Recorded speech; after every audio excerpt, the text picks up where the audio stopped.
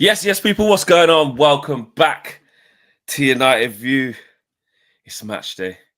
There's nowhere to run. There's nowhere to hide. The talking stops now. The clashing stops now. The war of words stops now. We've got a job to do. Like All Elite says right here, couldn't have put it better. Morning, people. It's game time. That's it. We've had a feast of Champions League football at the very highest level. Some very high operatives. Arsenal, crazy. Bless you. Gesundheit. Arsenal, crazy. Yeah. Real Madrid obviously got destroyed, but top. What a tie. Last night, PSG, arguably on form, the best team in Europe. Unbelievable football they play. Unbelievable youngsters. Rebuilt their team. Showing us the way. Showing us it can be done. Showing us actually, wait a minute, pivot from the superstars and start investing in the youth. So don't turn your nose up at 30 million Liam Delap. Build the youth. Get the best from in your league. PSG showed us that. Slapped up Aston Villa. Barcelona. Youth and exuberance as well. Of course, with Lewandowski. Solid. Rafinha. From Leeds, mate. From Leeds. You know, Barcelona didn't have any snobbery. This guy went down with Leeds. Actually, kept him up that year, then he left. But you get one point is from Leeds, mate. He's best player in the world. One of Ballon d'Or contender. So we've had a feast of all of that stuff and inspiration for different videos. But now is the real games. Now is the real European ties. It's Manchester United traveling to Lyon. And we have to rise, people. I need you all on board. There can be no in-house fighting. We cannot be disagreeing with each other. We cannot be not seeing eye to eye. Lil Yo-Yo, today is the day. Nesso, United, rise. It's this or not. It's this or nothing, guys. Forget everything else. Forget what we say about Højlund and what we think in the future, or what you think about Xerxes, or if Dallow's this and criminal and Ugarte limited or Casemiro, whatever you think, leave it at the door, people. Not today. Not today. Manesh, on board, sir. On board. And then show if that Marcel says some dumb shit, I ain't agreeing. Just agree with it, bro. If Marcel says, well, the reason why Mason Mount is starting today, Fleck, is because the fascias are fixed. You know, you all laughed, but the fascias are multi-talented, and this is why we're seeing this football player play for Manchester United Football Club tonight in Paris. I think when it comes to that, I mean, you know, if you've got nothing nice to say, just don't say anything. You know what I mean? I think with the Marcelness, you know what I mean, with the Marcelese, maybe we just sort of ignore that part of it. But yes, we're going to be even getting a stellar performance from Mr. Kevin the Comic. He said he's going to be prowling the touchline of the chat like Diego Simeone.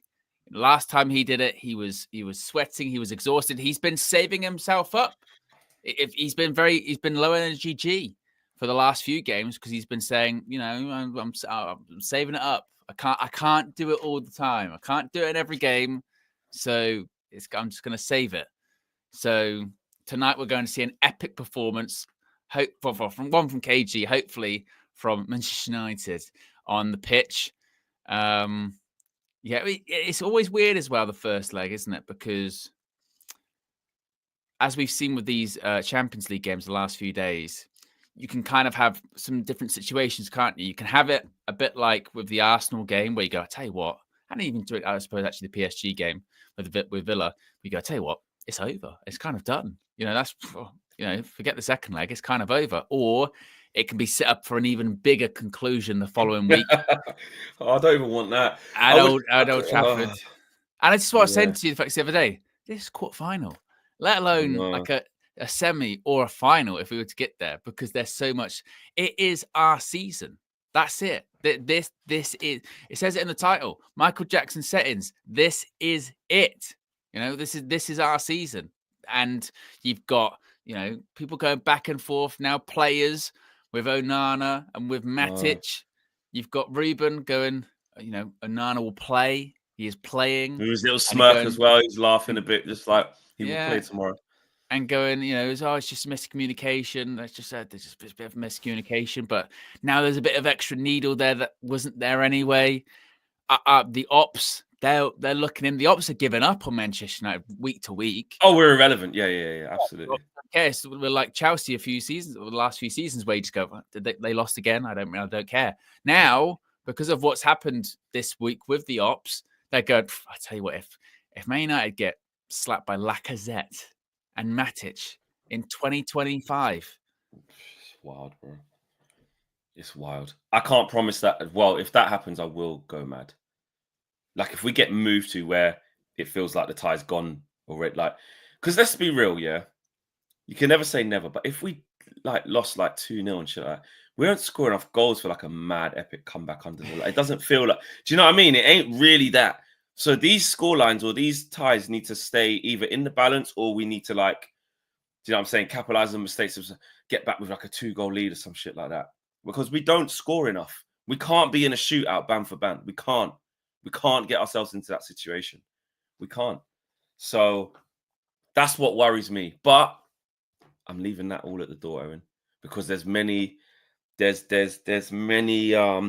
side notes, there's many subplots. 100%, you're right. That Lacazette thing in 2025. I mean, we ain't been trolled for a while because, like I said, we're irrelevant. Get slapped by these types of players, say Lacazette and stuff, doing a madness. Oh, it's going to be it's going to be peak. It's going to be peak. Like I said, a 2025 Matic. And Ainsley Maitland-Niles. Weren't Maitland-Niles at Southampton as well? I swear he was. I think he was right back as well. I saw a video. Someone put up yesterday of Leon in training because Declan Rice wrapped it top bins. It was Maitland-Niles. It was Maitland-Niles wrapping it top bins, free kick in training. And they were like, Declan Rice that day. He's getting ready. Kenny Fan TV. I know he was at Arsenal, but I'm pretty. I swear I remember him going Southampton. I don't know. Who cares? But I just thought I remembered him going there. After Arsenal. Yeah. And it's one of those ones where obviously, look, we know Matic at this stage of his career, certainly not the player he used to be, but any good player can roll it back for one night, or for just one night. Go, where did that come from? Jason says they're the volley, but not even entertaining those thoughts, Flex. We fell over the seats, mate. Not even entertaining those thoughts. We're doing positivity, okay? Not ifs. We're not doing hypothetical FC, right? This is our season, and as of right now, as bad of a season as it has been, as Taron says right there, just got to find a way. Season is on life support settings, but it is still alive. There is still a pulse.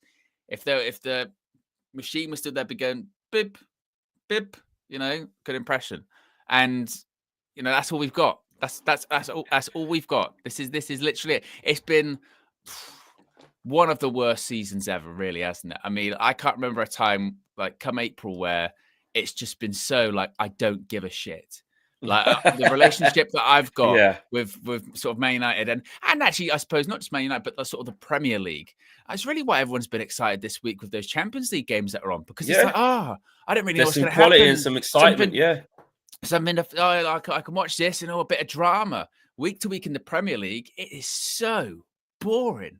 Every single week, Liverpool going to win the league, and they're not even that good. Most of the good teams actually they lose, and we already know who's relegated. It's like there's no stakes there at all, is there? And now this week we just see a little bit of stakes in the European competition. So we might as well enjoy it while we've got it, because we might have it for a while afterwards. Yeah. So yeah, that's what. Can we go through? Can we? So these are the things that we're worried about, etc., etc. Can we talk about some of the positives, some of the things in the context of Europe? Obviously, we can't talk about positives of the whole season and be confidence and all that stuff over the whole season, but within Europe, with some of the individuals we've got, etc., etc. The experience of, someone said it there, Matic versus Casemiro, the unk off. It's an unk off. The experience of Casemiro. He's playing well at the minute. Are we overlooking some of the better things in our team? We are a bit more secure in the horseshoe. Eleni Yoro's playing really well. He's going back to to France, where he knows that league very well, will know Leon very well. He's going to be comfortable. Mazraoui is never really fazed by anything, just always calm, just, composed. Right, come on, Flex. Well, this is what we were saying yesterday. This is what we were saying yesterday. It stopped there, but yeah. This is what we were saying yesterday, wasn't it? Is that we have done this every Europa League game this season. We go into the game, we go, I don't know, actually, playing Porto, playing Fenerbahce, Real Sociedad. Yeah. Yeah. And then we have the match and we go, actually, they're not that good. It's not that scary. They're not that good. And then because we're unbeaten, we haven't lost a game in Europe this season. One of the few teams still hasn't lost a game in Europe. Don't lose. And we either win the game, draw, or get through. And then we go, oh yeah, we are better than them actually. Yes. And I hope that's what it should be this evening, where we play them, even if we don't win. Let's say it's a draw again, 1-1, 0-0, or something like that, and we go, actually, you know what? Yeah, they are like fifth in Liga. Yes, they've got like Matic and Lacazette. Go through. I mean, we're shit, but we can still be better than them. Yeah, in the context of this, for a one-off game or 2 games, like yes.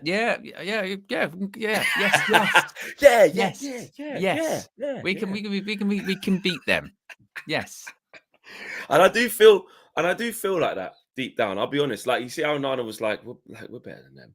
Like, obviously it's snobbery, and like, I don't watch them 90 minutes, like this, that, and the other. So I can't nail that down.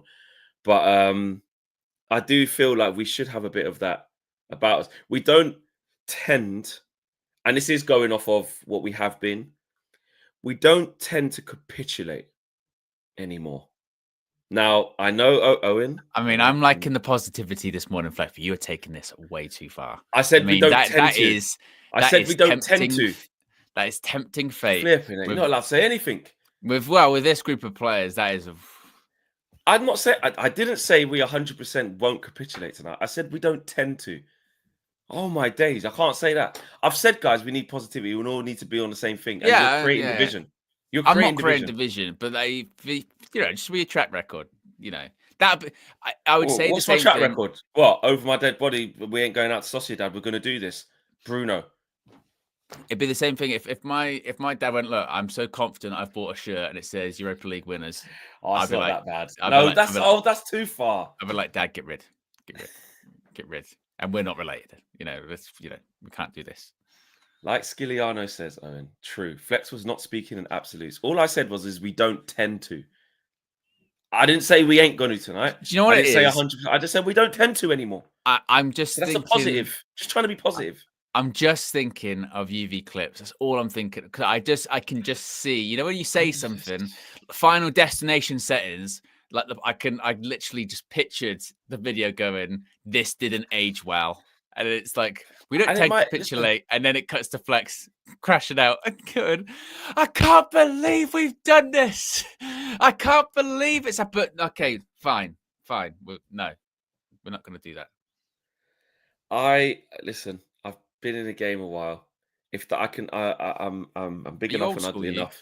I'm old school, me. Yeah. I'm big enough and ugly enough to take that sort of, here's what he said before. A few moments later, then look, that's happened to me many a time. Hey, Charles still the trials coming. That's what I'm saying. So it could be add that to the charges, mate. Yeah. So if I'm honest, don't care. It's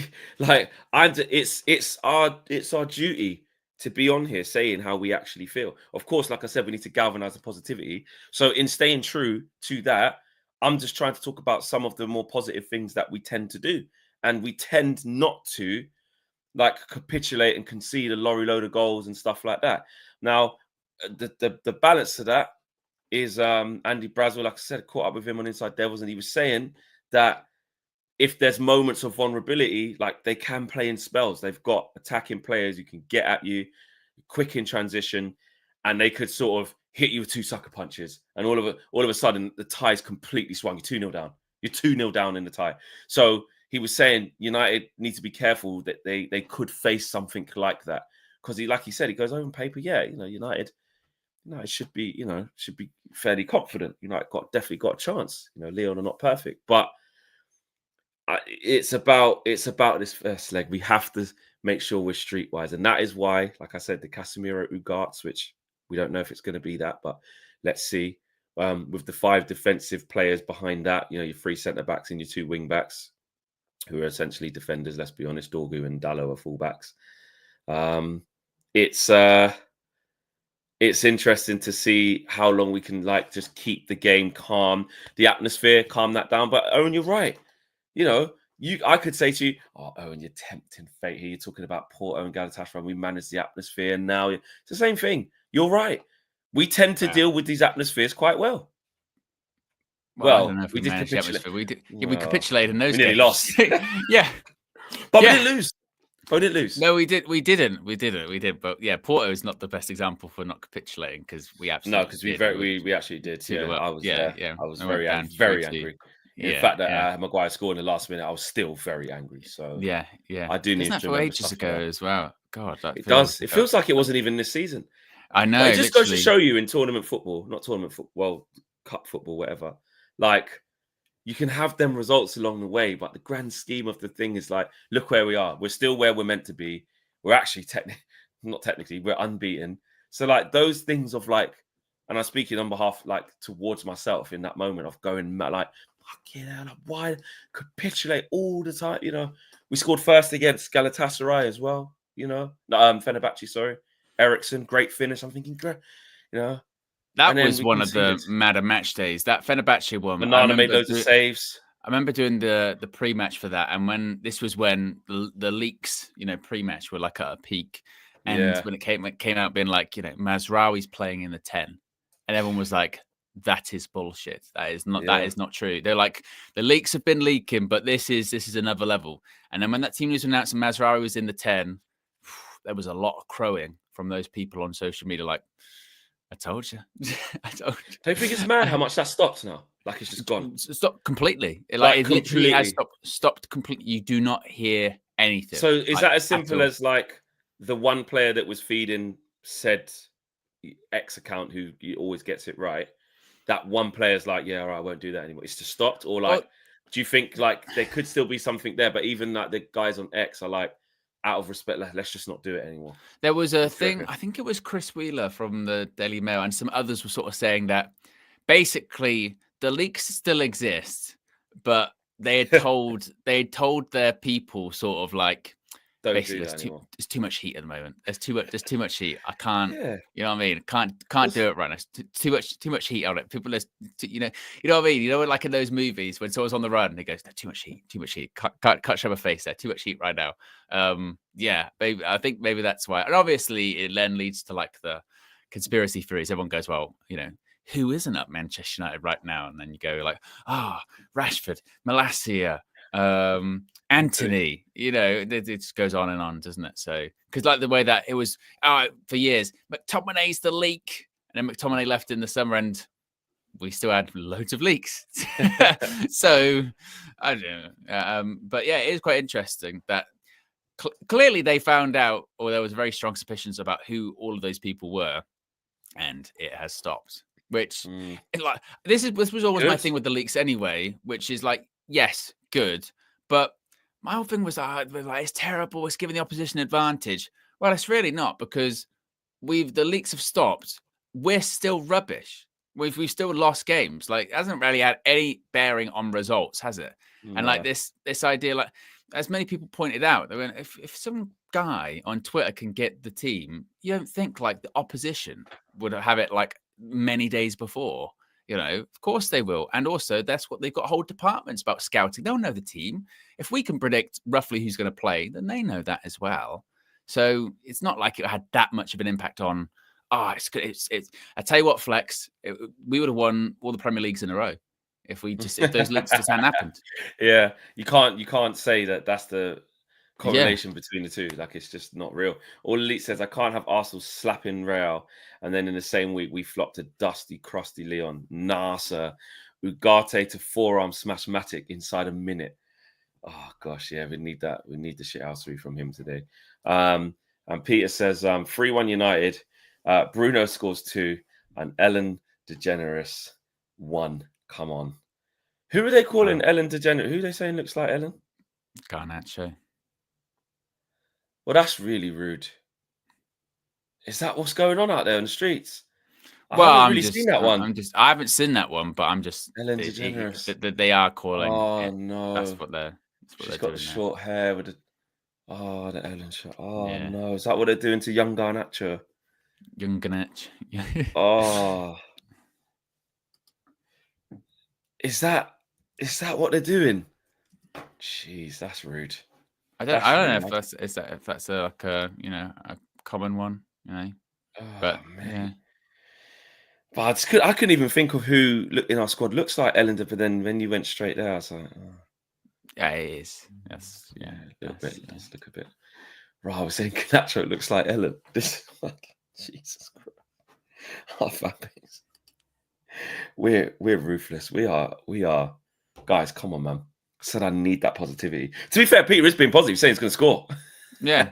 he's saying he's going to score. But my God, come on, man. That's really rude. I don't even want to laugh. It's just so rude. David T says, we've beaten them before and we'll do it again.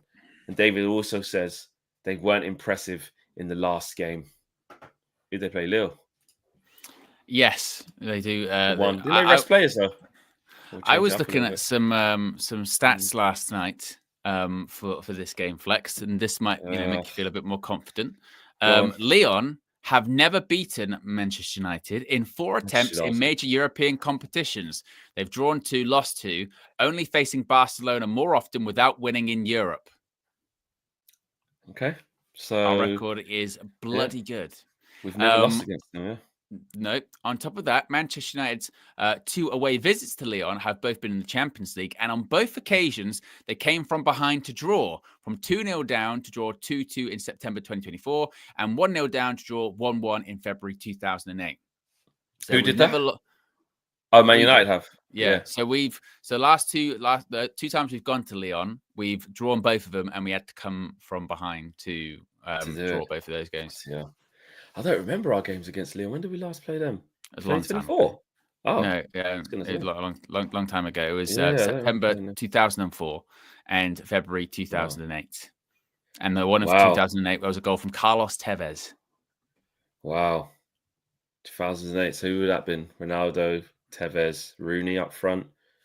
Yeah, and then we beat him in the next. I think this was quarterfinals of the Champions League or something like that. And the picture, when I sort of was Googling that fixture, the picture is Ronaldo, Rooney hugging Ronaldo, picking him up in the air. I thought it's a long time ago. Yeah. The good old days when we could go, don't worry, we're getting back to our place, we'll be fine. Yeah. You know what I mean? Yeah. Imagine just going into these sorts of ties, just going, we could get this done tonight. Because I think I think it's the year we won Champions League. So it's like, I saw Barcelona. Yeah, exactly. I saw Barcelona last night, Hansi Flick. Yamal, just played a lot of games, mate. Just put Ansu Fati in, mate. Quarterfinals, first leg at home. Just give Lamine a rest, mate. Don't need to let him rest. He's young. For Ansu Fati, flipping couldn't get injured at Brighton, but also couldn't get a game. Thinking, what's going on? It's just crazy. Meanwhile, we're like hanging on by the thread, thinking, please just stay in it against Lyon, please.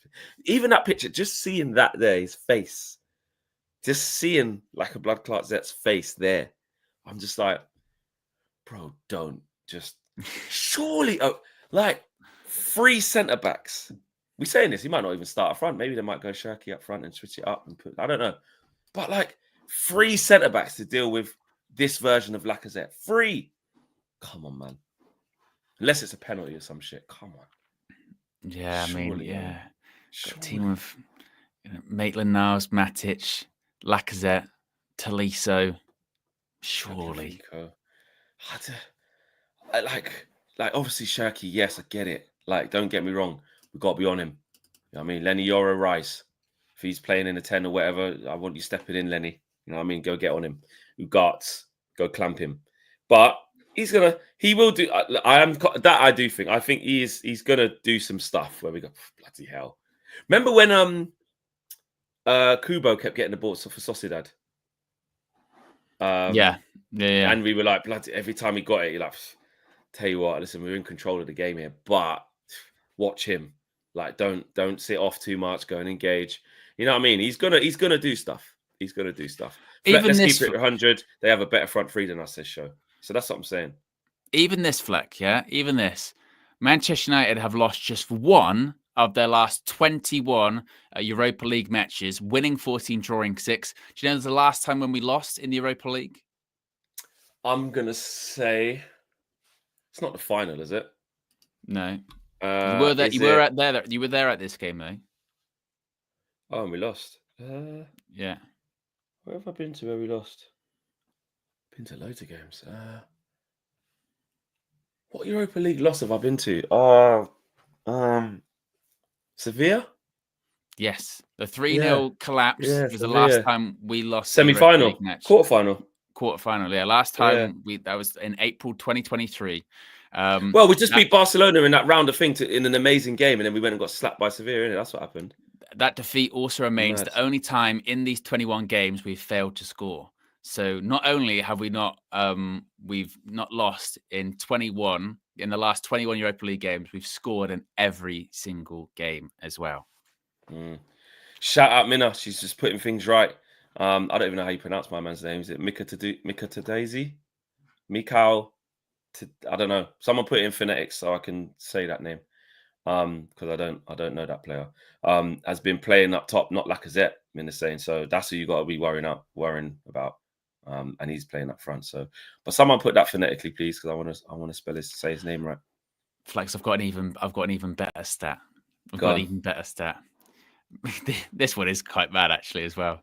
Manchester United have not lost the first leg of any of their last 11 major knockout ties since when?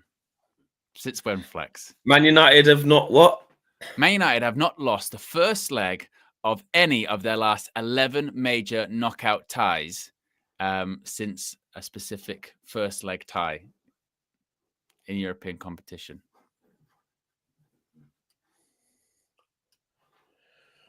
Don't tell me. We haven't lost the first leg. Sociedad the first time. Atletico. No, that was 1-1. My son. Garnacho scored. Sociedad in Europa. What do you call that thing? COVID. We've won that. Is it PSG? Oh, PSG. PSG. No. It's not that. No. They come back against PSG. It's not that. No. I don't know. It was Manchester United haven't lost the first leg of any of their last 11 major knockout ties, winning 5, drawing 6, since a 1-0 home defeat to Barcelona in the Champions League in April 2019. Each of their last 3 away first leg matches have been drawn.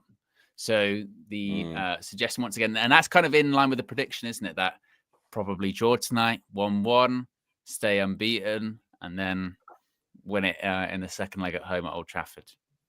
But we're talking pre-pandemic. Yeah, different world, Flex. April 2019. Mikatadze. Is that how you're saying it? Yeah, Mikatadze. All right. Yep. Okay. Gonna have to look out for Mikatadze, mate. Let's see what's going on. A little bit on Liam Delap, just some stuff stats-wise. You know, this is why you shouldn't turn your nose up. Man United target Liam Delap has scored the highest number of carries among strikers in the Premier League this season. So takes the ball well, drives forward, you know. His average carry distance is 7.3 meters. That is the highest of any striker in the league. So, you know, use that stat as you would like. Where's he carrying it to? To the Championship. What's that carry done to him? Haaland hardly. I don't need someone to carry. I need someone to put the ball in the back of the net. I don't need a water carrier. I need someone to score. Yeah, and more than half the Premier League are monitoring his current situation as well. So just goes. You know. The thing is, it just goes to show, isn't it? Because stats. I mean, look, Ugarte had the most ball recoveries in Europe for like 2 seasons in a row. Or second most behind Paulinho. Stats, they can be manipulated any way you want. I do think that I don't know how many times I've said this recently, but I do think we have to get out of this kind of, football snobbery kind of situation, because we do the whole, he plays for Ipswich. Oh, not good enough for Man United, where if it was any other club signing him, we'd be like, good signing that. So we'll see. And then because I've seen this is a weird one, Flex. I've seen criticism of, oh, right, so he's 30 million now. That's why we're getting him, because he's only 30 million. And everyone's going, it's still a good deal. Like, 30 that million. doesn't make it not a good deal. Doesn't make what? So because it's cheap, that's now it's bad. But at the same time, we like to criticize for overspending and giving out big contracts. Go look at all these players on big contracts. We've spent over £1 billion. Where is it? Burning through cash. Now we still want to burn through cash. We're getting our lighters out. It's very odd. Yeah, it is. Again, Owen, I hate to keep stealing your saying, but it's talking out both sides of your mouth, isn't it? Like, you want one thing, but you say the opposite on the other side. Like, I've said many times, I do want us to get more experienced striker, but I'm not 100% against the lap, especially at 30 million. 30 million is getting into. That is a good market opportunity, because now you're getting into the territory of, like, I tell you what, go and collect that quickly. That's just get that in your squad. That's just whether he's coming off the bench, whether he's starting a few, coming in and out. We can work with that. And if he is going to be a starter, which if he did instead of Rasmus, he would be. It's still, it's still something there. It's still something there. Like, there's value in that. There's value in that. So yeah. People talking about Mbeumo in the chat there. Be interesting because shout out Peter, actually. Funny super chat earlier on with the Garnacho situation. Very, very rude, but funny. He's gifted 5 memberships as well. So big up to Peter for gifting 5 memberships, bro. Thank you so much for your support, and big up to the beneficiaries of those super chat, those memberships as well. And while we're at it, hold on, wait a minute. Where are we at? 218 likes. Let's get to 300 peeps. We're on our way to 900/1,000 people watching. Let's keep pushing. Good solid 800 of you through the door. So yes, get involved in the show. With the lap thing, I'm not doing the snobbery thing. If we did get him for 30 million, I do think that is a good shot. But the Mbeumo thing is in. Flex, wait. Ninth Earth says, we just don't rate Delap. Stop forcing us to rate him. Don't care about cheapiest. Stop this PR campaign forcing the audience to rate Liam Delap. How dare you have a different opinion to Ninth Earth? How dare you have a different opinion to someone else? Stop forcing. Stop forcing that. Yeah. We have told the whole chat. We've told them, like, if you don't rate this guy, you're not a proper United fan. Well, you must rate him. You can't see my hand, but every time I've been doing it, I've been doing a Jedi mind trick. I've been moving my hand like this. And when I've been saying Liam Delap, I've been going, you like Liam Delap? We'll sign him for 30 million. That is a good signing.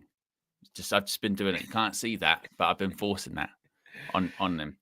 Because people said, oh, it's like Rasmus. Yeah. The problem is, we signed Rasmus for 70 million, not 30 million. If we signed him for 30 million, then we'd be going right now, you're not great, but it's only 30 million. And, we can move him on pretty quickly, because guess what? He wasn't that expensive. So we don't have to worry about making all the profit on him, etc., etc., etc. But we didn't. We bought him for over 70 million pounds, right? If it's Liam Delap and it doesn't work out, can move him on quite quickly. That's fine. It's a decent deal. It's not saying that he's going to be the greatest striker ever, but if you've got over half of the Premier League monitoring him because they're going, that's a good deal, then why are we not involved in that conversation? Because when someone else signs him for 30 million, and if he does just even okay, we'd be like, why are we not involved in that conversation? Well, I remember even when we, a couple of seasons ago, when we thought we could get Harry Kane, we couldn't, but when we thought we could, I remember even then people going, we shouldn't sign Harry Kane. Why? What's he ever won? What the fuck's that? What the fuck? It's like literally, we will never be happy with anyone. Even Harry Kane. What's he won? But he comes from Spurs. They've never won anything. Yeah, but what's he ever won? We don't like anyone. We just live to complain. That's all it is. That's all it is. No, don't like anyone. It's true. Speak out of both sides of our mouth. We do. It is the thing that just will never go away. That is why that's the saying is so. And before the chat goes, I didn't say that. Yeah, I'm telling you, go back to those streams because that was a real thing and it was crazy. It was crazy. That is still to this day one of the craziest things. We can't sign Harry Kane because what's he ever won, Flex? That was a legit thing. I remember. And it's like, imagine we'd have had Harry Kane the last couple of seasons. Just would have been, obviously the whole team needs service, but mate, Jesus. Imagine Real Madrid when they were signing Luka Modric. They went, can't sign him. Why? He's not won anything at Spurs. Yeah, so Tottenham, mate. So can't get Luka Modric. Just like one of their most successful players ever. Big compare. Yeah, it's the same at Liverpool, isn't it? You know what I mean? They brought Andy Robertson in. How relegated? Even when they were trying to, when they were going to buy Gareth Bale. Yeah, but he's at Spurs. They haven't won anything. Yeah. So we probably shouldn't. You know what I mean? Yeah. Can't really. We went and got Berbatov from there. He ain't gonna be good. Yeah, but what's he won though? At Spurs, nothing. Really. Nothing. Yeah. Really. It's not really. So I don't want anything. No, probably should stay away from that. Or it's when they play for the smaller clubs. That's the one where it's like like I say about the whole situation. Couple from there. Who else? Look at Michael Elise. Bayern. Yeah, plays at Palace, mate. Plays at Palace. Tell you what, I'm going to buy someone who plays at Palace. That was the thing with Elise as well. I remember when we were getting linked in. He gets injured a lot, though, doesn't he? Never injured, man. We always do it. There was never a player that will be good enough. You know what I mean? It was like, gets injured a bit though, Elise. Even that whole thing of going, yeah, but he's a bit of a character. Have you seen his interviews? Ooh, yeah. I don't know about. Well, look, Cunha, he's been sent off once and, a little couple fiery things. Don't do that. It's bad temperament, mate. Yeah. Bad temperament. Got to be careful. I don't know. Oh. It's just, why did they buy Keane from relegated Nottingham Forest? Yeah. You know what I'm saying, Tillemans relegated with Leicester, Mane, Southampton, so many. When Liverpool signed Van Dijk from Southampton, they were like at the bottom of the league during that. Man was playing next to Yoshida. Yeah, that period of time, Yoshida, bro. They signed Wijnaldum when Newcastle got relegated as well. Yeah, they won Champions League with these players, man. Yeah. Like just because this the mindset done it in Liga. He's rubbish. Yeah, it's I don't know what that weird narrative comes from. Oh, but so like with the Zalap one, because he's relegated from a relegated team, and because he's available for a good price, because for a release clause, you wouldn't even have to negotiate. That's a problem. That's an issue. I tell you what, Flex, what we really want, we want a player from a team like that didn't get relegated. They finished maybe 16th or 17th, something like that. And they don't have a release clause. So we've got to negotiate with them all summer and overpay and then give them a big contract. That's who we need. We need that. You want more of that, please. Another great one. Morgan Rogers, mate. Yeah, he scored in the Champions League last night against PSG. Who wouldn't want him now? Adam Wharton, Blackburn. You know what I mean? But if we talking about him being 100 million Flex, if we dared enter the conversation for like Morgan Rogers from the Championship, look at the standards. Get laughed at. Yeah, standards are on the floor. Standards are on. And this is why. This is why we have to get some transfers right quickly to change this narrative, because really people aren't just going to believe it.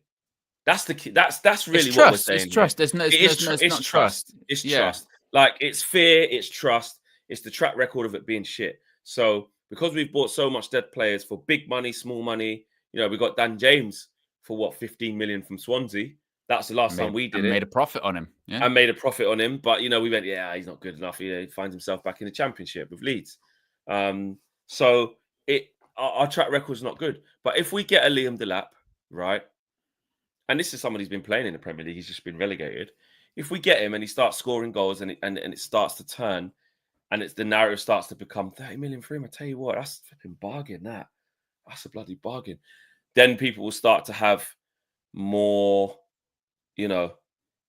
faith more Do you know where faith the in narrative's what's already going on. started to turn? The narrative's already started to turn a little bit, not necessarily with your sort of Delap-esque level signings, but now because of the successes of people like Aiden Heaven, or because of the people impressed with getting those people like Cheeto Yeah, or people saying he's a whatever. bargain I mean, already. Aiden Heaven. but like if now in the summer it comes out that we've signed another person from an academy for like £1 million, we won't even really question that.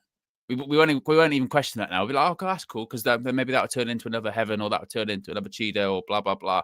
We're not even really questioning those. Previously, well, 6 months ago, 12 months ago, we would have been like, oh, is that where we need for the first team? We need get move away from that. So it does go back to trust. It's because our track record just isn't there when it comes to it.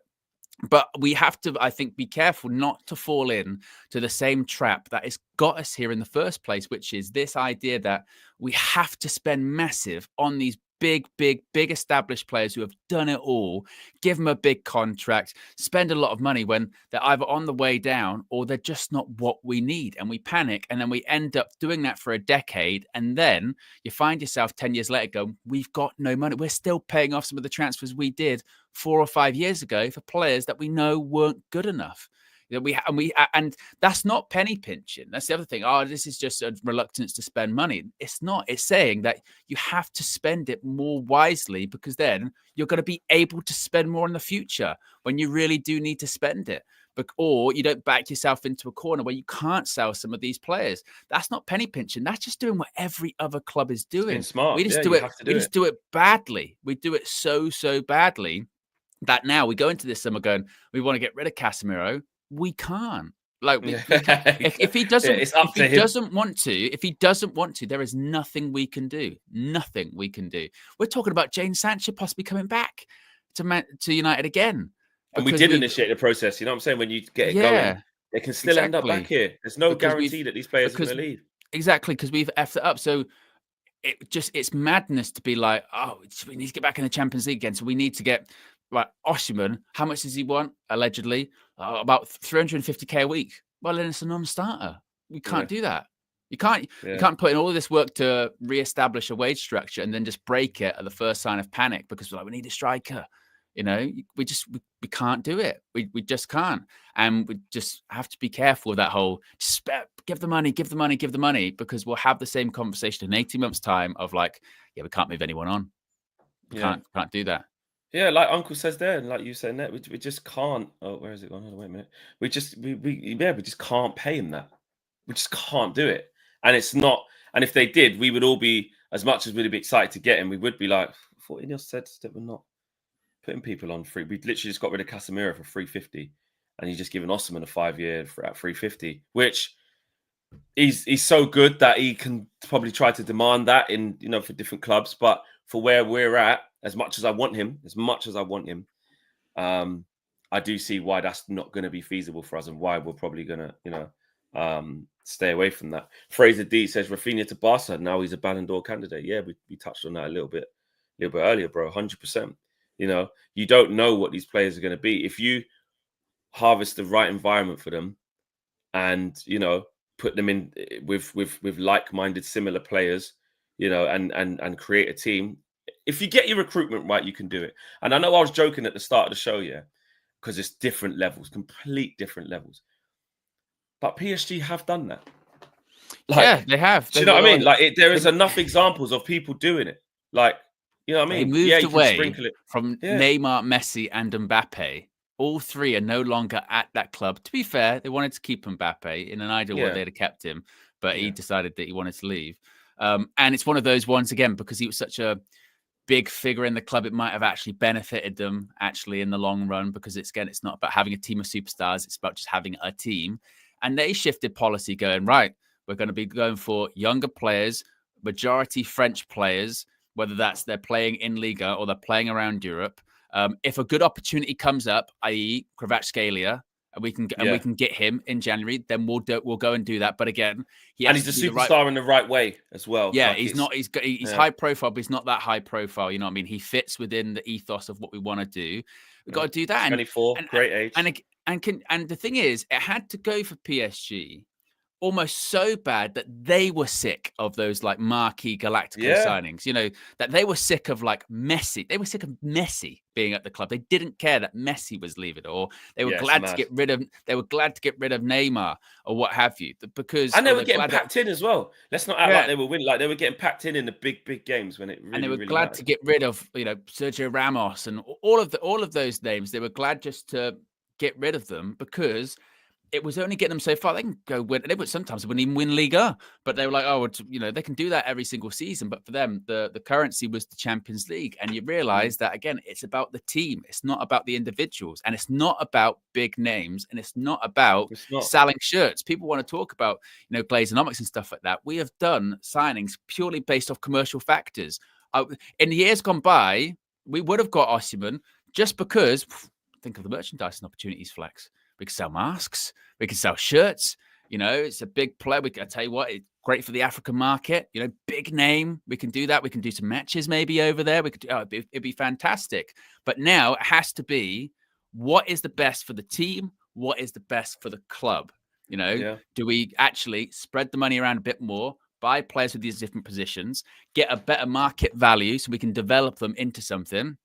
Do that, but we don't. And then us as fans, this is where it goes on to us. Yeah, we do have to be prepared to go through that. That's the other pushback. We're not saying Inos are great and high almighty because they've made this shit worse. Let's be honest. They have in the early bit, and him saying, so Jim saying, like you said in that press in the interview, like, listen, we basically effed up last year because everyone wasn't quite there yet. When you look at when the transfer, all right, cool. So we are looking at this window, no excuses. January didn't get nothing for Amorim as well, apart from obviously you got Dorgu in heaven, but anything substantial. But heaven's done really well, and Dorgu's trying to learn. But we have to allow ourselves to say, right, I'm in this journey now. So when we see players coming from a team that's got relegated, or when we see players who might have failed somewhere else, but there's something there, in the lights of. Like a PSG. Look at someone like Vitinha. On loan at Wolves, couldn't get a game. Now he's arguably the best midfielder, one of the best midfielders, with the Pedris and the, players like this. He's one of the best midfielders on the planet. Do you know what I mean? Like, this guy was at Wolves. Wolverhampton Wanderers, couldn't get a kick. And if someone would have said when he got set, if you would have asked Wolves fans, probably when that loan expired, and he went back to was it Porto or wherever it was. When he went back, he went back, and they said, and you said to a Wolves fan outside Molineux on the last day of the season, you're sending that Vitinha back. You think you're going to live to regret that? Dead laugh. That's absolutely not, mate. He couldn't hack it, mate. This, that, and the other. The same thing that happened with Serge Gnabry. He couldn't get a game under bloody. It was at West Brom. Tony Pulis. I mean, what's his name again? Pulis. That's it. Couldn't get a game. And, it's quite famous when Pulis talks about it now and says, what was going on there. So it happens. You know what I'm saying? Vinicius Jr., I remember Benzema saying, don't pass to this guy. He's playing against us. He's playing against us. Yeah. You know what I mean? So, João Neves, don't get me wrong, he was doing amazing things at Benfica and was tipped for 100 million. Like, okay, cool. But what I'm saying is that we have to be willing to go for it. Doué and stuff like that, Bacola, these are young French kids just coming through, just young, just young. Of course, you can see what Doué's got, and you go, flipping heck, Jesus. But it's still at the beginning when he played his first game and stuff. There would have been like, this young kid, is that what we're really doing? We had Neymar, Messi, and Mbappe. Okay, well, let's see how this pans out. And they built it. You know what I'm saying? Barcelona had to do a lot of it as well. Good young centre back. What's his name? Kabasi. He was like 17. I mean, listen, not everyone's going to be. So you're saying, just go find some Lamine Yamal. Yeah, exactly. Because that's another thing. It's saying, I'm not using age as a thing because there's other young players out there absolutely killing it. I mean, look at Lamine. So don't tell me that you can't be 16 and be that good, not be that good. You can't use that all the time. But like people said, like last night with that PSG one, you saw in that team their forward players tracking back. Doing the dirty work, running, so pressing. That would have been. That's their biggest attribute, I think. They don't stop. I remember seeing PSG a few years ago again with that Neymar, Messi, and Mbappe attack, and the front they just wouldn't run. They wouldn't. They wouldn't do all the it. time, didn't they? And again, and that's the difference, isn't it? It's not about the names. It's about, again, are they all bought in? Are they all doing what you're telling them to do? If you're playing that system where you need the whole team to be tracking back, to be pressing, you've got to have the right players to do it. And sometimes those big names, that doesn't work like that. It doesn't. So you could get, say, Osimhen, or you could get Delap. Which one's going to track back ball? Which one's going to do that dirty work? And then you factor in those other factors, like we're saying, about the price and the ability, if it doesn't work out, to move them on, or the ability to bring in more players. That's all part of it. Obviously, it's all part of it. And it's the team, not the individual. Yeah, exactly. One last one before we go. Yes, Ahmad is returning soon. Yes. He's looking like he's going in the right direction. Yes, he's in the gym. We saw some images of him training. Well, not training, just gym work. It was a bit of a United kind of like, oh, there's a nice thing for your Wednesday. Ahmad's in the gym kind of thing. So some pictures of him. A sight that will brighten your Wednesday. Ahmad's there. It's one of those things where, isn't it? Again, I hope carry on going further in the competition for Europa League, because he might actually play. They're getting more confident he's going to have a game this season, most likely. Obviously, if we do go out Europa, then they'll just take it really, really steady with him, one would think. But just got to hope we go further into the competition. Yeah, and it's like he's obviously been out for a while. It was what we thought was quite a serious ankle injury that would have kept him out for the whole rest of the season. Ends up not, but it means it still must have been quite significant. Dr. Fleck here means it was a big injury. So him as well, just coming back and just being ready to save us as well. We also need to, he was still on his way. This was his breakout season. It weren't like the Saka thing where it's like, this guy's been saving us for years. He's from year one right to now, he's been the best. So he comes back, and Ahmad's like, this is his first season of like doing bits. And the few games before he got injured was like the output, the goals and assists weren't quite there, but obviously he was playing the game in the right way. So Ahmad's the savior, and he's the best thing ever. Again, we can't just do that. So yeah, I'm happy he's back, or on his way back. But like you say, Owen, it might be completely irrelevant if we don't get through against Lyon, so that Ahmad could get fit for the semi-finals. What's the point? What's the point? He may as well just take his time even more and don't even risk anything. Just come back pre-season, mate. What's the point? So it's not really.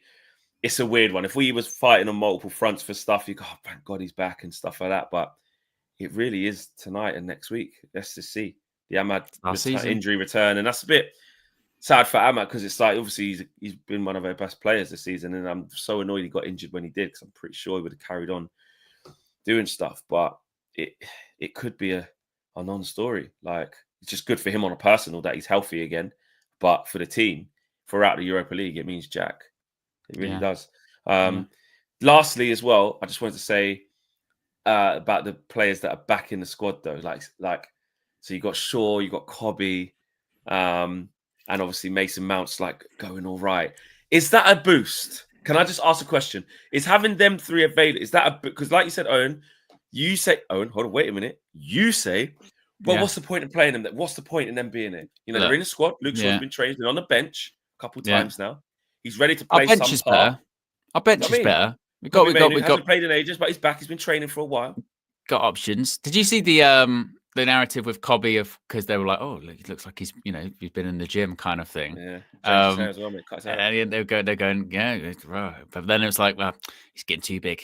He's too muscular. He's getting too muscular. No, of course it's good to have them back, because it's good to have options. I think it's just a case of you have to sort of define. It's good to have them back almost whilst you've still got them, kind of thing, because you don't know how long they're going to be back for. So I'm not going to be jumping for joy and relying on particularly Mount and Shaw, but it'd be good to have them back. We'll need options, certainly. Yeah, I think it's just that, 15, 20 minutes, you want to turn to try and do something. You've got a little, bringing on Cobby in one of the 10s is not bad. So, I mean, if you want to put Xerxes up front and take off Hoyland, that's not a bad option to have. Bringing on Mount in the 10, because, Garnacho can't bloody pass to a red shirt or whatever colour shirt wearing. So, red. You know, might not be a bad thing because Mason Mount can keep the ball well in for 15 minutes so he doesn't get injured.